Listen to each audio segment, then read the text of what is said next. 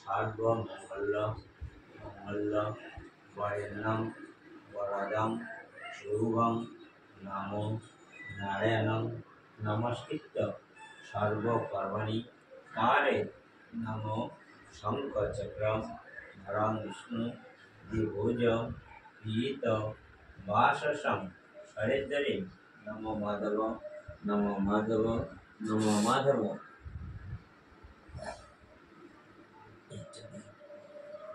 देवपुष्पे नमो सर्वविघ्न विनाशय नमो सिद्धिदाता गणेशाय। वैशाख मासे कृष्णपक्षे षष्ठान्तित आलादिशे श्रीकृष्ण विद्यमान आलादिशे गोत्रस्य पीतु पवन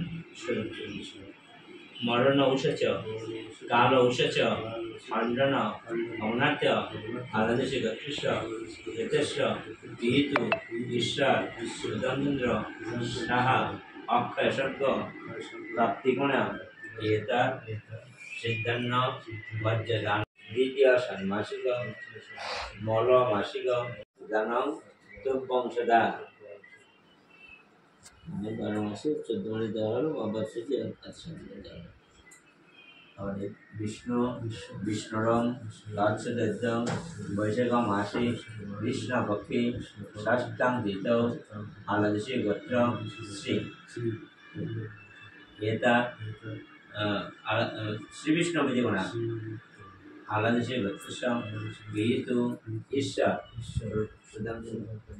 आत्मा शांति अवनाट्य एता अभीत सिद्धन्न वज्रित वात्सरिक वज्र सहित वस्त्रदान तुभ्यं सदा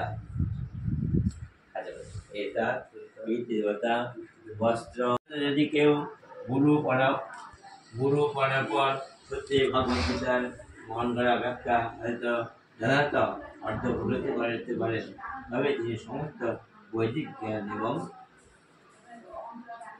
পৃথিবীর সব রকমের শাস্ত্র জ্ঞান আয়ত্ত করতে সক্ষম হন। ভাগবত গীতা পড়ার সময় আমরা দেখি অন্য সমস্ত শাস্ত্রে যা কিছু আছে তা সবই ভাগবত গীতা আছে। উপরন্ত ভাগবত গীতা এমন অনেক তত্ত্ব আছে যা আর কোথাও নেই। এটাই হচ্ছে গীতার মাহাত্ম্য এবং এই জন্য গীতাকে সর্বশ্রেষ্ঠ শাস্ত্র বলে অভিহিত করা হয়েছে।